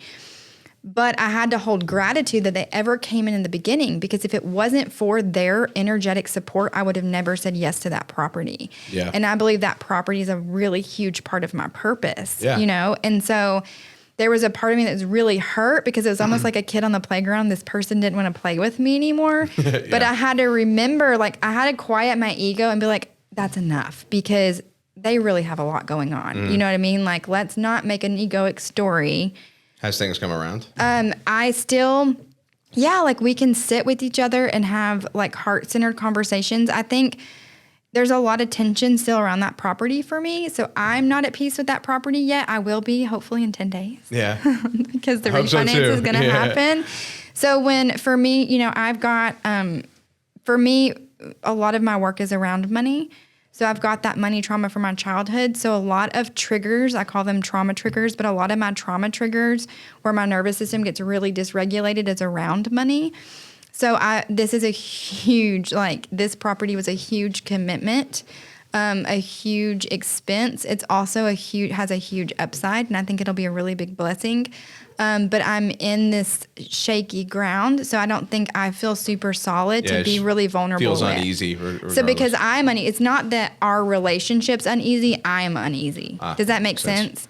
So I would be projecting onto them that we're uneasy when really it's me. And I love them. I'm so thankful they came in. I couldn't have done the property without them. They're amazing people. Yeah. And ultimately, like, when they backed out, I'm like, thank you for saying this now. Because if we had 4 people at the table that were in this partnership and half of us weren't really in, the universe just knows energy. So this would not work. So thank you for being brave enough to be honest, to say that you're not in it anymore. Yeah. So then it can come back to me. Swallow your pride. You know, yeah, it was hard for her. Yeah, of course, it's not easy.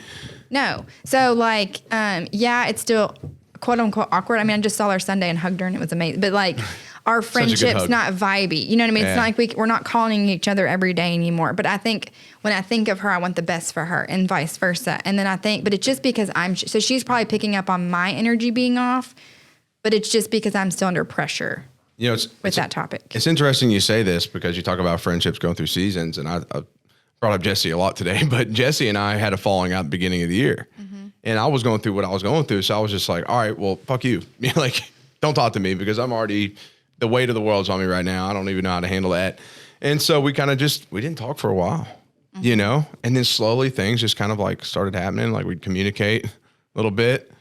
And then now we're like constantly in touch with each other again. You know, we talked about it a little while back, and we're just like, man, like, we had to go through that falling out. And I think it's made our communication better, our friendship better. And then, you know, but it's funny because I brought it up, and he's like, dude, that was like a legit breakup. Like, that shit sucked, man. Like, like, it felt like we had like this long-term relationship and broke up because we hung out every day. He went to every event with me, but now it's turned into like something that's been 10 times better. And we just understand each other a lot more. We communicate a lot better. And it's like, man, I'm glad we went through that little season. Well, and there's some personality, like in human design, there's a third line profile number. So there's some personalities, it's called bonds made, bonds broken. And when they're doing their soul work, they need to break bonds because they need to be kind of inward, and they can't be inward if they're distracted in relationship.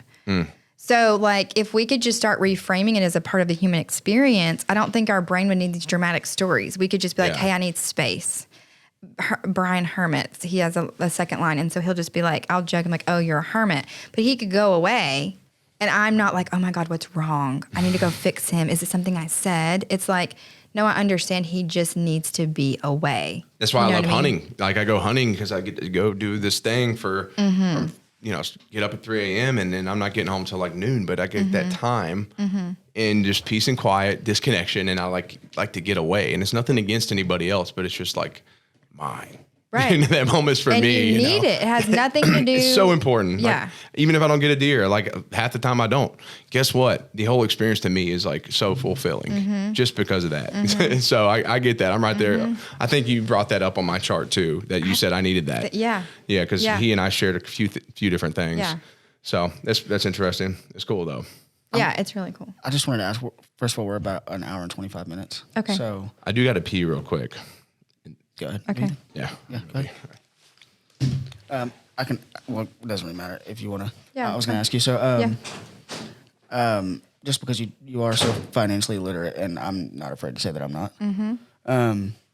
And again, I'm just kind of, I try to think about the audience perspective a little bit too. Yeah. And I think what would be really valuable is like some practical financial advice, right? So like Mm-hmm. this is something that people don't really understand. And so even as you're talking, I'm thinking, well, I wonder like what you would, without having to do a whole consult with a person, like what would you say are some basic things that people generally don't seem to understand or have trouble with? I think, so first and foremost, I think you have to release the shame before you can actually start to be confident, right? And because confidence does matter. So I always ask people to think back about their family even, to think about where you came from. You know, what type, like what was money in your home? You know, was money something that was never talked about? Like I have friends that are the wealthiest of the wealthy, and then I come from where I come from. And it's like, and all the clients that I sit with, like, there's very little family education around money in the world. And I think that's a very common thread, no matter what social class you come from.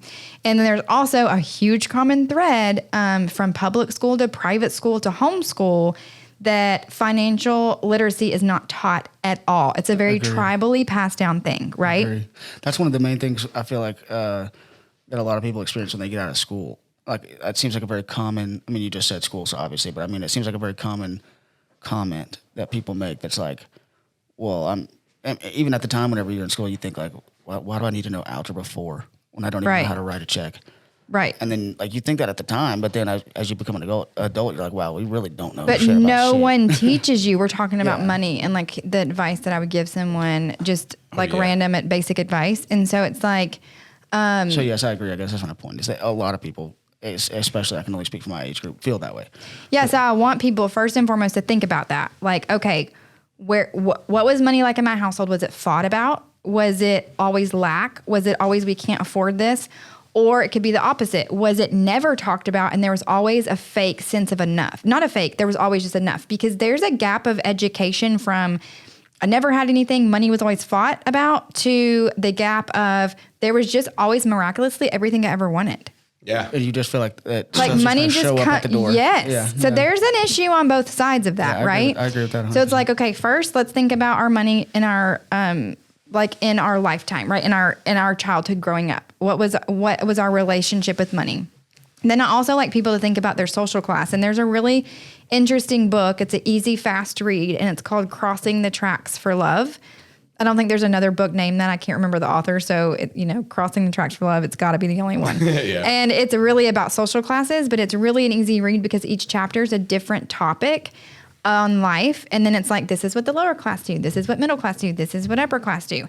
And up until I read that book, I would have told you, I was raised middle class. I had hardworking parents. I read that book and I was like, oh shit, I'm lower class. And Brad and I still joke about things I do that are so lower class. I leave cabinet doors open. I mean, just random things that I do. It's very lower class, like right? Psychological thing. Yes, basically. because it's embedded in you. So like from the way, like for instance, with food, if I am lower class, I'm going to say, hey, did you get enough to eat? Did you get enough to eat? And then if I'm middle class, hey, how did everything taste? And if I'm upper class, hey, how did everything look? Did everything look okay? It's almost like your levels of concern. How was the presentation? Your levels of concern. Exactly. That's why when you go to an upper class restaurant, you're like, why? If you're lower class, you're like my all dad would set be like, out why the hell am I going to pay $200? And my dad doesn't talk like that, but you know what I mean? Like I'm barely even getting a 6-ounce steak because like in the upper class, but it's presented. The experience. Right. You pay for the They experience. prioritize what their audience cares about. Yes. Yes. So you go to Old Charlie's Meanwhile, you and go you'll to get a Cracker big old Barrel. Yeah, for $20, you can get this big old meal. Yes. So I'd say this is like, what class would this podcast production be? I think you hit everyone because I don't know all of your people, but just from the people that I've known you've had on, I think you're hitting It's a variety. a variety. And I think also it's like what I see you hitting is like just because I might be considered like, upper middle class today or upper class today, I didn't come from that. Yeah. So I think you're hitting an audience that's curious about the journey of becoming and about the life experience. It's not like what specific category. But that's what's so cool about it, because so many people can relate to those And our things, analytics, our analytics are all over the board. We have it's like 15%, early 20s, then like a high 20 or mid 20% for like 25 to 34, then a high 20% for 35 to 50, and then like a 17% for 50 to 65. Yeah, so it's all So it's over, all over. Which is literally cool. all over the board. Yeah, like people, it's not just one subgroup. Like we were connected people from. Yeah. Like, And on Spotify right now, our listeners are 75% female, Oh, which I would have been. hello, ladies. I would have been surprised to hear. Yeah. But Okay, You so know. you're gonna think about your, like, how is money talked about in the home, because you got to know what if you've got trauma triggers around it, but then you also got to see your gap in your education. But you're doing that to see the gap, but really shame that you don't know anything. Oh crap, I would never taught about it. Okay, I don't have to feel bad about that, right? And then awareness of social class is really great. That book is really great because it brings awareness around how other classes operate. So it's like, okay, if I'm raised lower class, but I'm going to move into the middle class, what norms do I need to get used to? What things do I need to shift? If I'm middle class and I'm an upper class, like we were at a benefit dinner, and like in where I come from, you have a voice, you lean in and you introduce yourself, and that's confidence, and that's going to get you places. Yeah. Well, when you're in the upper class community, the network is really tight, and it's more about like you wait to be introduced. You wait to be invited. You don't just charge up to somebody's table and be like, oh, I'm Rachel Benton. How are you? You wait to be like, hey, what the so-and-so, hell? this is Rachel, because they're not going to give you the attention if someone doesn't bring you in. And so I had you know what I mean? It's like little things like Interesting. that. Yeah. I'm gonna check this out. It sounds The like book is interesting. really Yeah. great for relationships. Cool. And it's just really great for awareness. And again, a really, really easy read. But I think I have taught personal finance at Cumberland University. So like teaching personal finance is kind of my thing. And what I do with my students is I take them all the way through. There's two people, Dave Ramsey, which we always know him, like budget, cash, don't have debt, all the things. But then I weave them into like the Robert Kiyosaki of the world. And Robert Kiyosaki talks about leveraging debt, good debt versus bad debt. Get your money to make money for you. that's Rich Dad, Poor Dad, right? Rich Dad, Poor Dad, yep. So the main thing with like the basic of it, it's like, okay, like if I talk to my renters and they can't pay their rent, I'm like, okay, you either have an income problem or a spending problem. Let's figure out what you have, right? Yeah. So like the basics of it's like, don't spend more money than you make. Be mindful of where your money is. Be willing to have goals. So you're willing to sacrifice the budget. And a big thing I see in my students, and a big thing I experience in myself is especially if you're an achiever, you'll beat yourself up if you blow the budget. Okay, so the budget is an ever-moving target. It changes every single month. Like this is December. I don't know when this is going to launch, but we're recording this in December. Christmas is coming up. My Christmas budget's going to be a lot different than my February budget. There's a lot more different expenses. Do you know what I mean? And it takes 3 months to even understand what you're really spending in certain categories. So if I start with the budget, just like when someone comes in here and works out, how many people do you have quit before they ever see success because they get frustrated? So when you start a budget, if you just expect to be perfect out of the gate, you're just going to quit and you're going to get overwhelmed, and then you're just going to live by the seat of your pants. Yeah. You know what I mean? Or I always get terminology wrong, and Brian Fly cracks by the up. seat of your pants. But Thank you. Hey, I'm pretty bad with it too. It I sounded say spot on to it me. so confidently that no one ever corrects me. So thank you for correcting me. It's like a huge joke in our household. Brian's like, I'll be making a really good point. He's like, what did you just say? And like, you should write a book of it. But anyway, so the budget's number one, but making your budget like flexible, and then also budgeting in blow money, because you have to, because especially like for cocaine, or? Whatever the hell you want to blow on, like whatever you got to make you happy. Usually that's when Joe would chime in, but he didn't. So I thought he's being really respectful today. I'd throw in the drug joke there. So yeah, so like within your budget, you need to be able to have things, especially if you're coming from the lower class community, because in the lower class community, we're like, well, we worked really hard. We just slaved our life away. I'm going to reward myself, because a lot of people in the lower class community, they make less than their life cost. So they get in the trap of, and they probably work harder than I do. So they're over here working 12-hour days in a really physically draining environment. They're mentally and physically drained. They finally get their paycheck. It's Friday night, and they're going to go have a damn good time because they earned it. I mean, it makes sense. And then they go out and they buy all their friends shots at the bar, and they wake up the next morning and they only have enough money for 50% of their rent. Didn't even think about food. Do you know what I mean? Yeah. But like if you just create the budget and you're like, nope, I am going to get me something nice, but it might take me 3 paychecks. Or the biggest thing I see for people, that's old conditioning, thinking you need one job. You know, we were conditioned to say you need to go get an education, you need to get said degree because you need to get said job, and that said job is going to make you wealthy. That is bullshit. Most millionaires, most people that are financially wealthy have at least 7 streams of revenue. And it's not 7 streams of revenue overnight. It's like, okay, I've got this one down. Now I feel there's a gap. And like I tell people, like when my people can't pay their rent, I'm like, hey, can you go DoorDash? Oh, you have a baby. Could you babysit other kids? Can you go mow yards? It's little things. Brian, it's hilarious because he makes everything make money, I think. So any of his hobbies, he might sell baseball cards on eBay. He might trade watches. He doesn't have to do that. It's just we came from lower class community where you had to hustle your way out. You know what I mean? It's still just he still does it. Yeah. And so he's over here literally the other night taking pictures of baseball cards. And I just chuckled to myself because I just know that's where we came from, but he really enjoys it. He really enjoys the baseball cards. He likes finding them. He likes hunting them. He likes sending them off to be certified. And sometimes he gets like a few $1,000s off of whatever. But like just reframing what is success. Success doesn't have to be I have one job that makes me all the money that I need to make. Yeah. Success can be, I have 5 lanes of business. You know, I'm side hustling DoorDash over here. I'm doing Uber driving over here. I have to babysit to supplement this. Oh, I have a little Etsy store. Oh, I have whatever.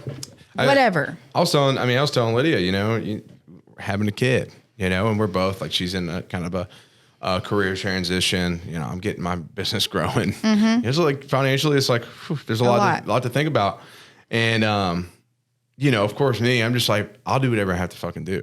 If I do this all day and I have to go bartend downtown at a gay bar or something and make a shit ton of money, like I'll do it. You know, or I'll go bounce somewhere. I'll figure it the hell out. Like you don't stress, but that's the whole thing. Is like people. Yes, I mean. It sucks people carry shame to have more than one job because that was old conditioning. Yeah, and the thing, and what am I trying to say? And a lot of times people want to be like, oh, it's unfair. Like this person doesn't have to work hard, but they got all this money, so they are also like kind of just like, no, I don't want to get an extra job because I shouldn't have to because this person doesn't have to do it. At the end of the day, it's like. And my question is, do you really know what that person's doing? Yeah, exactly. Or what it might look like I'm just shooting the shit on a podcast right now. Oh, trust me, I've had people. That's the thing, and I've had a few people take advantage of me big time with all this, and I've had to. But guess what? It doesn't come out of the business. Like the shit that I've done for them has come out of my fucking pocket. But they had these expectations, and they've leased and leased and leased. They said something about this. What's that? About the podcast? Well, we're talking about how they see what you're doing. Like the perception could be like, because he mentioned like, oh, well, this person doesn't have to work this hard to make this much money, but that's their perception. That's not really reality. And they don't even know what kind of money the person's making. They Correct. Just it looks away. They got their own business. They've got to be doing good. Oh, Joe's got a nice truck. I just got a lot of money for my last truck and I got a good payment but they don't know these things. So it's easy for them to be like, oh, they got it made. Like I'll take advantage of that. But really, dude, no, you truly are taking advantage of someone that just wanted to help you. It also shows the ignorance because people like really it should be the opposite thought. If somebody's like doing all this stuff, like, yeah, of course it takes money to do, but it takes some money to do. So I don't have money. Like, you know what I mean? Like instead of being like, oh, you're running a business, you must have money. It's like, no, I'm running a business. So I don't. But it's their perception. That's actually the opposite. Of course, that's the goal is to make money, but a lot of people aren't like, you could be doing well and still not killing it. Like people don't understand that when you do a drop that it costs you money. Yeah. People don't understand, like, it's like just because, I'm telling you, I'm just grateful at the end of the day, like that's going to come. I'm just grateful I get to do what I love and it's still going since, COVID started. And I'm like, hell yeah, we're still going, because a lot of businesses fail like that.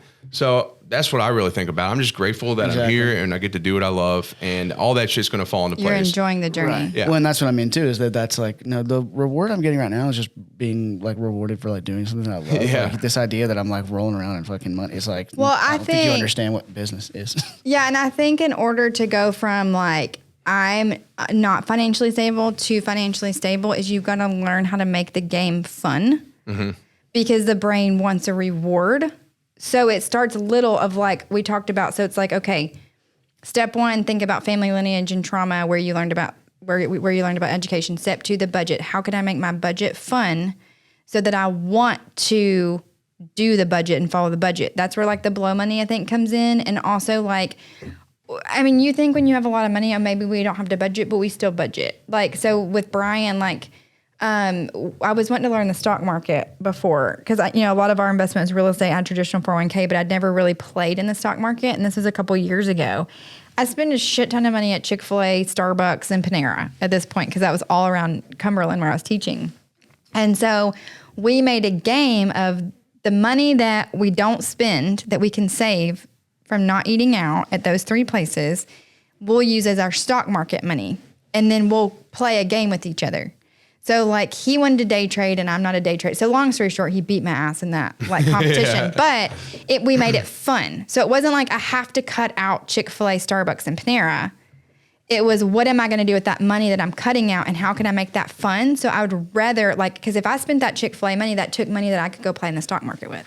So then I was really going to lose. Hey, make it a competition, Right? And that's always enjoy. It's like with my my clients, Yeah. With the Hensleys, those guys, it's like, all right, we got a new challenge this week. Like, maybe we throw everybody throws $25 in or something, and we do a weigh-in every Friday. And by this time, whoever's had the most progress, or I don't know, we'll make it fun. That way, these guys get some competition out and of it it. might take time for the person doing their budget to figure out what fun means for them or course. how they can make it to where it works, because it's only going to work if you stay committed and you're willing to check in. So I always tell people, make Sunday evening, pick a day to where you're reflecting, what did I actually spend last week? And then what am I going to plan for the next week? Yeah. Eventually you do get to a point where you're not having to check in with your money every week. You know what I mean? You get to these habits to where you just know it's in your mind. It's not so rigid. You know what I mean? Kind of like with eating. Eventually you learn how many calories are in something or whatever. You know what I mean? It's not so rigid. You just know. You embody it. And same thing with the budget.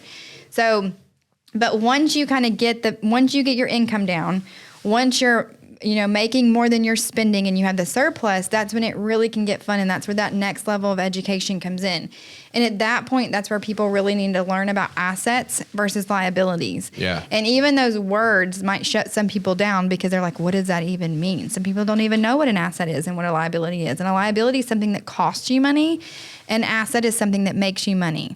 So even my personal house, some people are like, I own a house, I have an asset. And you're right, it's growing in value, but that house is also costing you money every single month. It's not making you money. So you can even play a fun game with that and do a house hacking. When we first got married, we rented our basement and we had a couple stay down and they lived in the bottom half of our house and we lived upstairs and their rent covered our mortgage. Yeah. Then all of a sudden our house was an investment. You know what I mean? It was an asset at that point. So you can play little games even in this space. Could you sublease a room? Could you rent out? I don't know. Could you bring somebody in? He's been playing that game. Yeah. So You've been playing that game in here.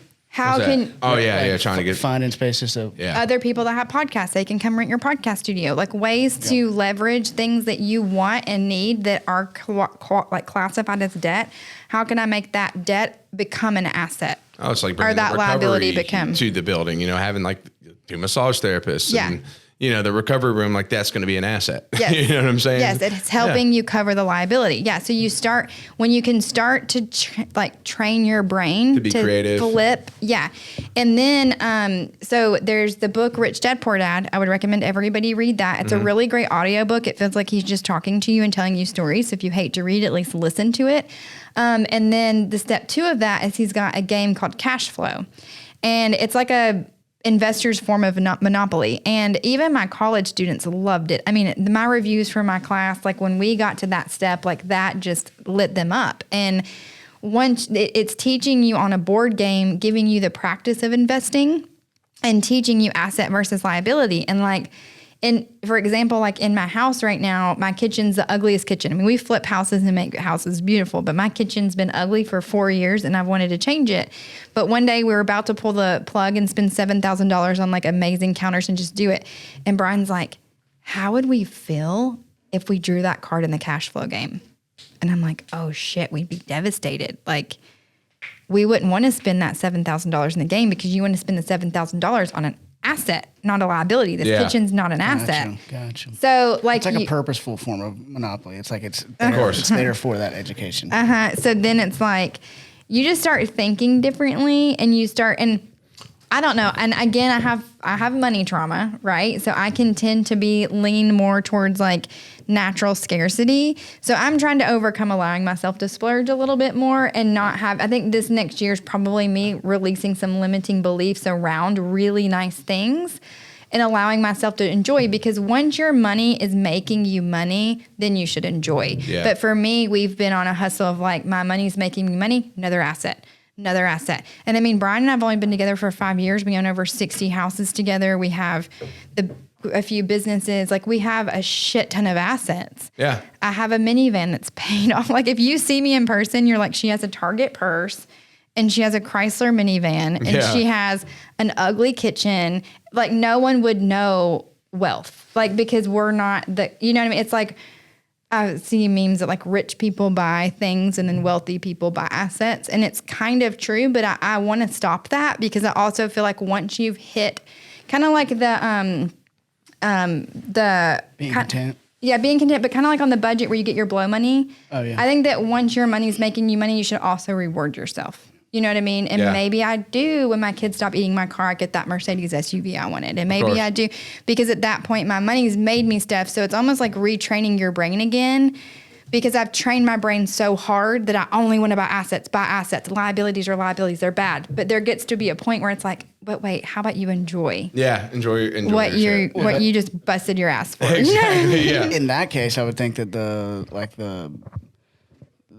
margin of like how much it's a liability goes down, because you could enjoy it a lot more because you're not putting your time for it. right. You're not like you can afford it like financially. So like it is. I mean, still, I guess financially it would be technically a liability, but if it's something that doesn't become a drain, I get. Yeah, there's like a balance of it. Yeah, and that's I talk about that every episode is balance. That's what I think is the biggest thing. Yeah. But you're doing all of this, so at some point you have to enjoy it. Right? Yeah, I think I might start letting myself by 34. Yeah. And it's like in the beginning of, so like in your money, so there's a lot of reframes in training the brain when it comes to your money. So at first it's like, let's not have debt. Get rid of your debt. Get rid of all debt. Get out of debt. Get your money, get your income higher than your income higher than your outcome, right? So get your money right. But then you've got to train your brain to understand good debt versus bad debt. So I'm really wealthy and we have a lot of money, but I also have a lot of debt. And if people saw our debt, they'd be like, some people might collapse. They'd be like, oh my God, how do they have so much debt? But my debts are in assets. So my assets are paying the payment on the debt. Does that make sense? So it's called leveraging debt.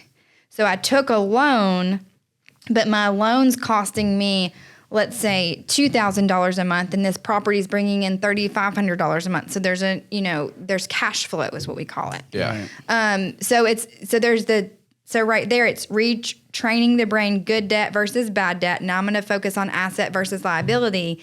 Then once you've got all this cash flow and you got surplus, now I'm retraining my brain to okay, I can buy some liabilities and not kill myself for it. You know what I mean? But I'm still in that retraining because I've trained really hard for all these years to almost carry shame when I want to buy a liability. Like I guilt myself for liabilities. So I'm like, why would I do that? You know what I mean? But it's kind of like also what you were talking about earlier about not guilting yourself for like taking a nap and stuff, right? Right. Yeah. You could look at that as an energy liability. You could be like, well, I'm not using my energy to do something productive, so that's a lot, But then that rest is productive. The rest has an asset component to it. Yeah.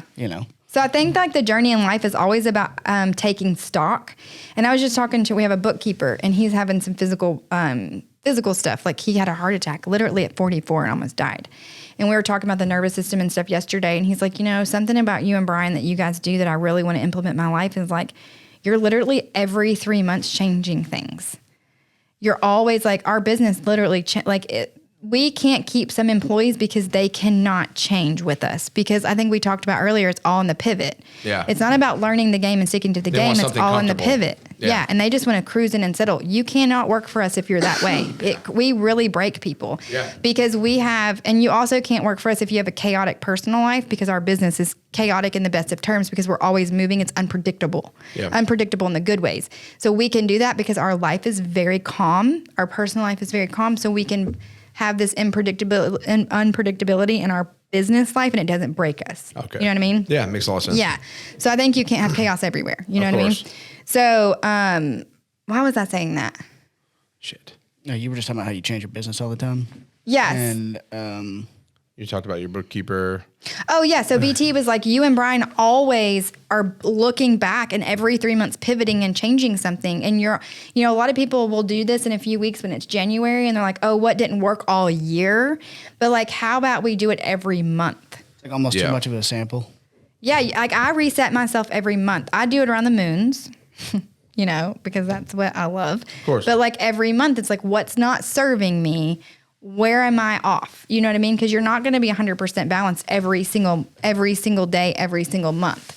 So it's like, oh shoot, I neglected my physical body. I've got to get back in the gym. I'm focusing on the gym this month. Success for me is if I'm in that sauna every single day this month, or 3 times a week, or whatever it is. And then oh no, I neglected my children. I feel like I didn't spend enough quality time. Okay, now this month focuses on the kids. Like what fun activity, you know what I mean? So if you're constantly looking back, you'll look back and through the year and you're like, damn, I had a pretty balanced year. Yeah, of course. I mean, that's honestly, I try to do this on almost a daily basis. Like when I meditate, that's my time to really focus on where I'm lacking at, Yeah. because it's, to me, meditation, my personal, it's growth. Huge. That's my time to go grow and go internalize and focus on my weak points, my strong points. Okay. And I just kind of break it all down a lot of times, or I'll just kind of pray or do whatever I got to do. But I don't know. I think being able to reflect often on what you're doing and what doesn't work for you rather than like on a yearly basis is so much more progressive. It's going to take you so much further. Yeah. Yeah. So I don't know. I love that. I think it's awesome. Yeah. Where are we at on time, by the way? We're probably going to go. Hour 50 and got cameras down and stuff. So Oh, shit.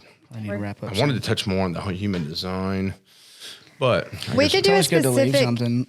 Always good to leave something, right? Yeah. Just so then she can come So back. yeah, true. yeah, and if people are interested in human design and maybe they got enough for it, I am starting sessions at Float Nashville. So you'll be able to go to floatnashville.com and read about human design. I've written kind of a blurb about like what is human design. Okay. I focus my sessions on like there's an orientation of human design. So it's like what is human design? We look at your own energy. And I like to tell people and read people on like this is who you are, but I also like to teach them on the other pieces of the collective so then you can understand like where you fit in. And then also how you perceive others and how others perceive you, because I feel like it's more impactful that way. And then like once you get your chart reading and you take time to kind of embody that, I love to help do touches with people ongoing because certain situations come up. And so I can overlay their chart, on their energy over that situation. You know what I mean? Like this is probably why you're feeling this way. You know what I mean? And we can talk through, like you and I talk specifically about your specific situation that day. Okay, yeah. And it's really healing for people to be able to like see this situation that feels like they're in the valley, but they can almost see the roadmap out once they have their energy overlaid over that situation. Yeah, that makes a lot of sense. And it's so much deeper too. And I think that's the cool thing about it. I love astrology, right? Yeah. But astrology is almost too basic. Well, I think society looks at it in just a basic way. Like, I'm an Aries, you're an asparagus, your mood's going to be different. And then they're just like, leave it at that. But then they don't understand like, your ascendant and your moon and like all the different, the planets that you have signs in and all that's the houses and whatnot. Yes. Like it goes so much deeper, but this human design can't be looked at that way because it forces you have to go deep into it to really understand. Yeah, and human design is really complex. Yeah. But I know I have a gift. Like I'm a teacher at heart and I have a gift to taking stuff that's really hard and making it really elementary. Yeah. And giving up people a lot of aha moments and a lot of, again, I think, my passion and my purpose is releasing shame for people, reframing trauma for people, and human design is a huge tool for that. And, of course. I like to stick to my passions too. So I really love like obviously the general reading. And then after that, I like to focus on parenting. So human design around your kids and learning your kids' charts and how to parent. human design and relationships. So if you have any other person, we can overlay your charts and talk about how you energetically interact with each other. And then human design and business, because it's huge in the world of businesses, understanding how you operate, how you make decisions, learning I always tell people that human design gives your analytical mind language to feel safe enough to drop into the body. And we're really supposed to we're supposed to move with our intuitiveness, and our body is more wise. Our brain is here just to keep us safe and alive, but we've been conditioned to lead with the mind and ignore the body. Yeah. So my goal, my coaching is called Embodied Abundance, because I want people to embody their life, and it's not just abundance about money, So. Hell yeah. I love it. Well, that being said, I feel like we covered a lot this episode. I mean, you definitely did. It was a lot of killer. And to be fair, I had to pull you back in the beginning because you did start getting into this so much. So we definitely did talk about it. Oh yeah, I mean, I'm big on like those kinds of things. I love holistic stuff. I love learning about it. To me, it's just so fascinating, and I think at the end of the day, like finances and stuff is important, and everybody realizes that. But I think a lot of people don't. They're so focused on like maybe their financial improvement, but so many people lack on like the spiritual and like the mental and the deeper components that aren't really stress. And so I'd like to. Well, and can I tell you what I found? Mm-hmm. So, I was in the physical world, right, with wealth. So I can sit at the table with really wealthy people, and they're that. Like, you can have the physical world, figured out, but then you feel empty. Yeah. But then when I got the gift, we purchased Float Nashville a little over a year ago. And so it's such a gift. And I got a gift to see these really full people, like living heart-centered. They're so like at peace with who they are, but they also have the weight of the world on them because they do not understand money. Yeah. So like, I really feel like my purpose is like really, because I almost have knowledge in both. So like, I want to give the people that are heart-centered, they've got the internal stuff figured out, the language of money and the education of money, so they can release that stress and understand you can have both. And then the people that are wealthy, I want to show them the pathway to get in touch with their intuition. Because it's nothing that I'm going to teach them that's going to change your life. It's like you said, the meditation and going inward and learning. Like you're your own guide. It's all within you already. Do you ever ask yourself what's next? Like, have you really focused on that? Are you too scared of that? I mean, you have all the money, but and that's one thing when you were talking about the financial stuff, that I recognized was special about you is because so many people wanted the other. Like you just said, like you had the holistic, like, whatever people that are maybe just don't understand that. But on the other side, you have the wealthy people that don't have anything else, any other substance, but you combine the both of that. You got the money thing down, but you've also got like this very deep spiritual and just like deeper component to you that you bring that together, and that's awesome. So I'm like super stoked to see what you can do for people. It's a beautiful thing. Like, and if you go back to childhood, what was my childhood? Remember, like, there was a trauma of the money, the lack of money, and then this weird, crazy spiritual dynamic in my house. But because I had these two really different spiritualities, I became like, I got to grow up and my subconscious got to feel safe with all different types of spirituality. Yeah. You know what I mean? It was like the biggest gift. It's benefited, That's basically what I was going to say, is what he said. And just that I don't think I've never heard a person that talks about money approach it from that standpoint, right? It's like almost like money itself is like the third thing you talk about when somebody comes to see you. It's like, yeah, we'll get to that, but let's talk about it. Well, a lot of people that are into the holistic thing too just think like money's not important, and it's like, well, no, because it's balance. It's balance. It's always balance. Or like some spiritual people say, the money is the root of all evil. The poor inherit the kingdom of God. Yeah, you know what I mean? I'm like, no. I think there's just an excuse to like be like, oh,